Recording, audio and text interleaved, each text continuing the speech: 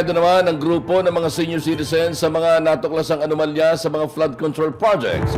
Sa panayam ng walang atrasan sa Abante, sinabi ni Senior Citizen Party List Representative Rodolfo Ordanes na masama ang kanilang loob dahil maraming pondo ng gobyerno ang nasasayang lamang.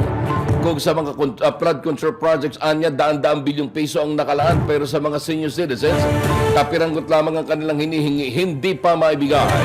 Sinabi ni Ordanes na hanggang ngayon ay nakabinbin o nakabitin ang isinusulong nilang Universal Pension Act dahil hindi umuusad sa Senado.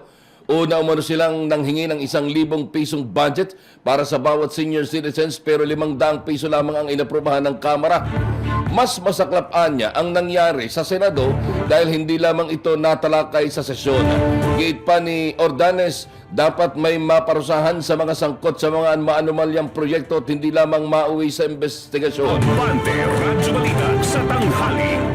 Kahit na sino, kahit senador o kongresista, kung may kasalanan, ay dapat parusahan dahil ito ay hindi maaaring gawin lamang ng isang kontratista. Aminin na natin ang totoo, hindi lang kontratista ang involved dito. Ang tinig ni Senior Citizen Party List Representative Rodolfo Ordanes sa panayam ng programang Walang Atrasan dito sa Abante. Abante Radyo Balita sa tanghali.